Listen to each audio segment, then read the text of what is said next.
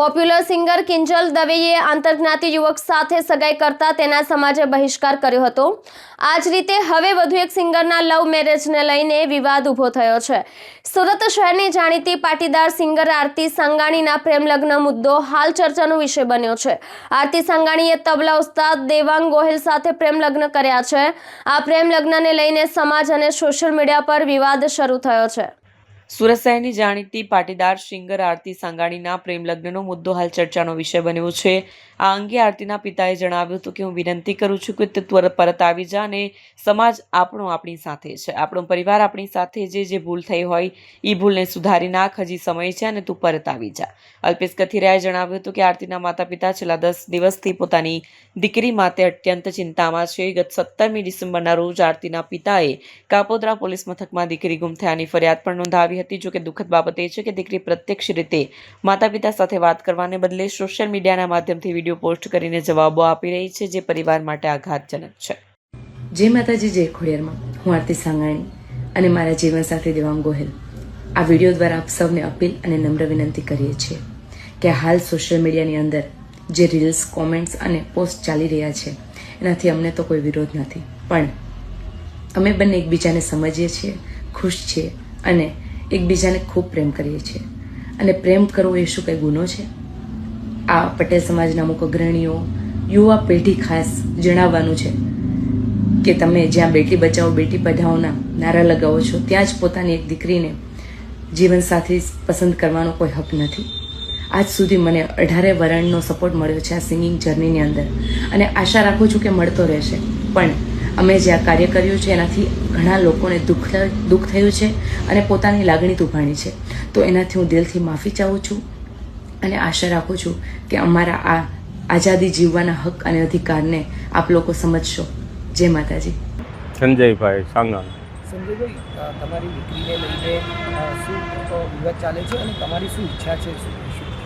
મારી ઈચ્છા છે કે એ સમજી અને ભૂલ થઈ ગઈ હોય તો સુધારીને ઘરે વી આવે અને વિવાદ તો અંત આવે, એવી મારી ઈચ્છા છે। અને સમાજની પણ એ જ ઈચ્છા છે કે જે કાંઈ ભૂલ થઈ એ સમાજ પણ માફ કરી દે, પણ ઘરે વી આવે મહેરબાની કરીને, એટલી જ અમારી અપીલ છે। ભૂલ તો થઈ જાય પણ સુધારી લે તો એ મોટામાં મોટું છે ને એના સપના જે છે એ પૂરા કરવા હું સમક્ષ છું।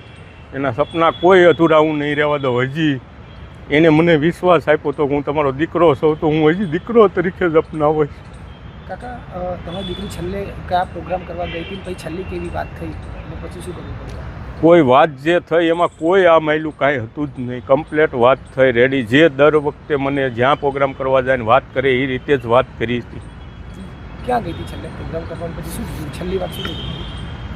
અહીંથી નિહરીથી મેંદડા હતો, મેંદડાથી મોરબી હતો, મોરબીથી એને વિયાવવાની હતી, પણ ભાવનગરનો પ્રોગ્રામ આવ્યો એટલે ભાવનગર ગઈ અને ભાવનગરનો પ્રોગ્રામ પત્યા પછી બીજા દિવસે બપોરે અમને વિડીયો કોલ કર્યો અને એણે કીધું પપ્પા અહીંયા પ્રોગ્રામ પૂરો થઈ ગયો છે ને હવે હું અત્યારે નહીં નીરું, સાંજે પ્રાઇવેટ બસમાં આવું એટલે સવારમાં હું પહોંચી જઈશ। આ વાત મારે છેલ્લે થઈ। પછી મળી કે ના મળી, શું થયું? પછી 21 તારીખે મળી તો ફરિયાદ કેમ કરી? શું થયું? ફરિયાદ પછી ફોન સ્વિચ ઓફ થઈ ગયો, પછી બીજા દિવસ લગન મેં બધે કોન્ટેક્ટ કર્યો પણ કોઈ મેળ ન પડ્યો, એટલે મેં પછી પોલીસ તેણે ગુમની ફરિયાદ નોંધાવી। પછી કોઈ વાતચીત થઈ હોય કે પછી તો 21 તારીખે વાતચીત થઈ પણ કોઈ એનો જવાબ આવ્યો નહીં। તમે પરિવારથી વિમુખ થઈ ગઈ એટલે કે સમાજથી સામે પડીને દીકરીને પણ તમે સ્વતંત્રતા આપી, આજે કેટલો વિરોધ હતો તમે છતાં તેનો સપોર્ટ બન્યા પછી? મેં એને 2 વખત વિરોધમાંય પણ પાછો વિશ્વાસ આપ્યો હતો અને એને મને વિશ્વાસ આપ્યો હતો, આજ એને મારી માથે વિશ્વાસઘાત કર્યો। હજુ પણ તમારી શું અપેક્ષા છે? હજી એ મારો દીકરી જ છે, હજી ભૂલ એની હું બધી માફ કરી દઉં, એ વિયાવે ઘરે અને હજી એના સપના એ જે છે એ પૂરેપૂરા જ હું કરવા સમક્ષ છું। એક આખરી સવાલ એ કે આજે સરકાર સમક્ષ તમામ લોકો એવી અપેક્ષા કરી રહ્યા છે કે પ્રેમ લગ્નમાં માતા પિતાની સંમતિ જરૂરી છે, શું માનો જવાબ? હા, એ જરૂરી જ છે।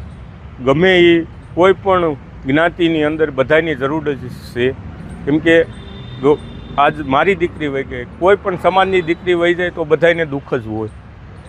આ દુઃખ ઘટના છે। એક યુવાન તરીકે મેં પણ આ બધો સમય વિતાવ્યો છે.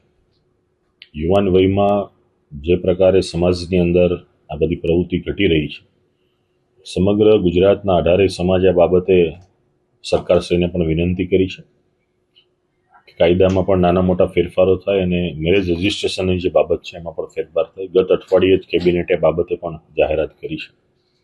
અત્યારે જે ચર્ચાતા વિષયમાં સોશિયલ મીડિયામાં જે મીમ્સ બની રહ્યા છે, જે કોમેન્ટો થઈ રહી છે અને ચર્ચાતો મુદ્દો છે, સ્વાભાવિક છે, એક શરમજનક બાબત છે કે સમાજે જેને સ્વીકૃતિ આપી હોય, પરિવારે એને મહત્વ આપ્યું, અને જે માતા પિતા અને પરિવારે તમને આખી રાત બહાર રહેવા માટે સ્વતંત્રતા આપી છે, અને જ્યારે આવી ઘટના આવતી હોય છે ત્યારે સૌથી પહેલાં પરિવાર ચિંતામાં મૂકે છે.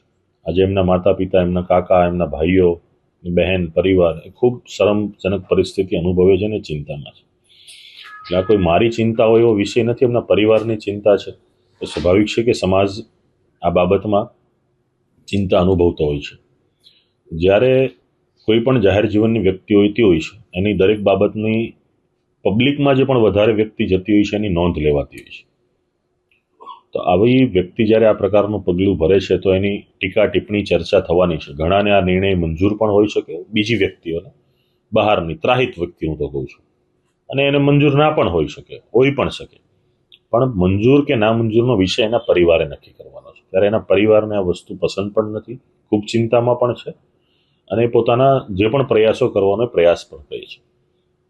ગત 17 તારીખે એમના પિતાએ ગુમ થયાની કાપોદ્રા પોલીસ સ્ટેશનમાં અરજી આપી છે. આજ દિન સુધીમાં 17 તારીખથી આપણે ગણી લઈએ તો આજે 10 દિવસ જેવો સમય થયો છે. 10 દિવસના સમયગાળામાં પરિવારને મળવું નહીં, વાતચીત ન કરવી, તો જે આપણને જન્મ આપે છે એવા માતા પિતાથી પણ આપણે જો વાતચીત કે દૂર રહેતા હોય અને મળી પણ ના શકતા હોય તો એ ખૂબ ગંભીર પરિસ્થિતિ ઊભી થઈ ગણાય. અને આ પ્રકારની પ્રવૃત્તિઓથી બીજી કોઈ પણ દીકરીઓને પણ એના પિતા કે માતા પિતા કે એનું પરિવાર રિસ્ટ્રિક્શન વધારે છે. કે આટલી સ્વતંત્રતા આપવા હોવા છતાં પણ જ્યારે તમે આવું પગલું ભરો છો, બીજો એક સવાલ પણ સામે આવતો હોય છે કે શું એની મરજીથી એ લગ્ન કરી શકે નહીં?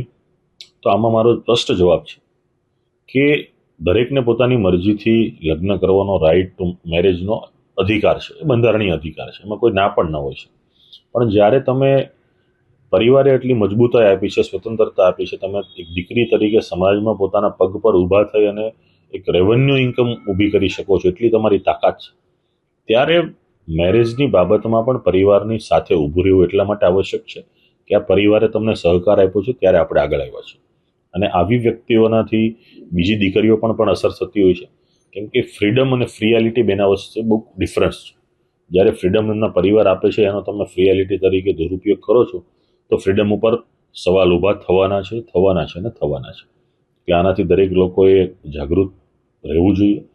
કાયદામાં સમયાંતરે ફેરફાર કરવા માટેની અમે માગણી ઘણા સમયથી કરીએ છીએ, પરંતુ આ પ્રકારની જ્યારે ઘટના ઘટે છે ત્યારે ફ્રીડમ ઉપર ચોક્કસ સવાલ ઊભશે, દીકરી ઉપર પણ સવાલ ઊભા થશે, અને સમાજમાં થતા આવા પ્રેમ લગ્ન ઉપર પણ સવાલ ઊભા થશે.